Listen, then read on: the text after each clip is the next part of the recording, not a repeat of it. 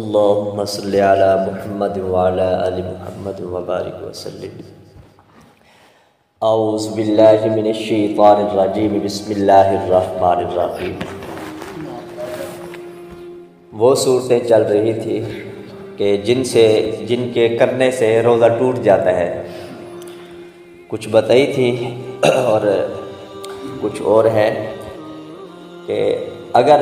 روزے کی حالت میں ہمارے منہ سے خون یا پیپ نکل آتا ہے، یا ہم دانت نکلواتے ہیں یا داڑھ نکلواتے ہیں، اس سے خون نکلتا ہے یا پیپ نکلتی ہے، اگر وہ حلق تک پہنچ گئی تو اسے روزہ ٹوٹ جائے گا، بشرط یہ کہ وہ خون لعاب سے زیادہ ہو، یا اس خون کا ذائقہ جو ہے وہ ہمارے حلق میں جا کے محسوس ہو، تو اس سے روزہ ٹوٹ جائے گا۔ اسی طرح جو ہم چیزیں کھاتے نہیں، جیسے پتھر ہے یا لکڑی ہے، یہ خود بخود منہ میں چلے جاتے ہیں، اندر حلق تک پہنچ جاتے ہیں، تو اس سے بھی روزہ ٹوٹ جاتا ہے۔ اسی طرح ہم بھاپ لگواتے ہیں اور اس میں دوائی کے ذرات ہوتے ہیں، پانی کے ذرات ہوتے ہیں، بھاپ لگوانے سے بھی روزہ ٹوٹ جاتا ہے۔ جو سحری کھاتا ہے، سحری کھانے کے بعد ابھی وقت باقی ہوتا ہے تو وہ منہ میں کوئی چیز رکھ کے سو جاتا ہے کہ ابھی تو روزے کا ٹائم ہے، اور اس کو نیند آ جاتی ہے، جیسے کوئی پان منہ میں رکھ کے سو جاتا ہے، یا کوئی دوائی منہ میں رکھ کے سو جاتا ہے، یا اور کوئی کھانے پینے کی چیز ہے، اور اس وقت اس کو نیند آ جاتی ہے۔ جب اس کی آنکھ کھلتی ہے تو روزے کا وقت ختم ہو چکا ہوتا ہے، نماز کا وقت شروع ہو چکا ہوتا ہے، تو اگرچہ اس کے منہ میں اب وہ چیز نظر نہ آئے لیکن اس سے روزہ ٹوٹ جائے گا۔ ان صورتوں میں ان کی قضا واجب ہوگی، ایک کفارہ نہیں ہوگا۔ اسی طرح آدمی کو پسینہ آتا ہے روزے کی حالت میں، اگر ایک دو قطرے منہ میں چلے جائیں تو اس سے روزہ نہیں ٹوٹتا، اگر ایک دو قطروں سے زیادہ پسینہ منہ میں چلا جاتا ہے،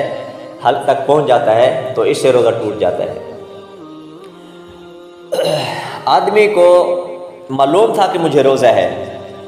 یاد تھا کہ مجھے روزہ ہے، لیکن جب وضو کرتا ہے، کلی کرنے لگتا ہے، تو کلی کرنے سے تھوڑا بہت پانی حلق میں پہنچ جاتا ہے تو روزہ ٹوٹ جائے گا۔ اگر یاد ہی نہیں تھا روزہ،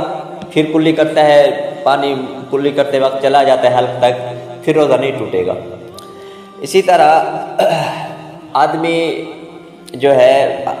ہاتھ سے اپنی خواہش پوری کرتا ہے، جس کو مشتزنی کہتے ہیں، تو اس سے بھی روزہ ٹوٹ جاتا ہے، البتہ یہ قضا ہے، کفارہ نہیں ہے۔ اگر کوئی شخص اپنے بیوی کے ساتھ بیٹھ کر اس کو ہاتھ لگا رہا تھا، بوس و کنار کر رہا تھا، اس کو بوسے دے رہا تھا، اس صورت میں انزال ہو جاتا ہے، تو اس صورت میں بھی کفارہ نہیں ہے، البتہ اس روزے کی قضا واجب ہوگی۔ اسی طرح آدمی گھوڑے پہ سوار ہوتا ہے اور گھوڑا دوڑانے کی صورت میں یا اونٹ پہ بیٹھا ہوتا ہے، تو اونٹ جب چل رہا ہوتا ہے، اس کے چلنے کی وجہ سے اس کو وہ خواہش پیدا ہو جاتی ہے، اور اس صورت میں اس کو انزال ہو جاتا ہے، تو اس صورت میں بھی روزہ ٹوٹ جاتا ہے، قضا ہے، کفارہ نہیں ہے۔ کسی آدمی کو احتلام ہوتا ہے اور وہ یہ سمجھتا ہے، مسئلے کا علم نہیں ہوتا، جیسے کہ اب میرا روزہ ٹوٹ گیا ہے، اور وہ کچھ کھا پی لیتا ہے، بعد میں کوئی اس کو بتاتا ہے کہ احتلام ہونے سے روزہ تو نہیں ٹوٹتا، تو اب جو اس نے بھول کے کھایا تھا مسئلے کے معلوم نہ ہونے کی وجہ سے، تو اب اس کا روزہ ٹوٹ گیا ہے، اس کی قضا ہے، کفارہ نہیں ہے۔ اسی طرح جیسے سحری کے وقت ہم کھا پی رہے ہوتے ہیں اور علم نہیں ہوتا کہ صبح صادق کا وقت شروع ہو جاتا ہے، اذان کا وقت شروع ہو جاتا ہے، تو روزہ ختم ہو جاتا ہے، ٹوٹ جاتا ہے۔ اسی طرح افطار کرنے سے پہلے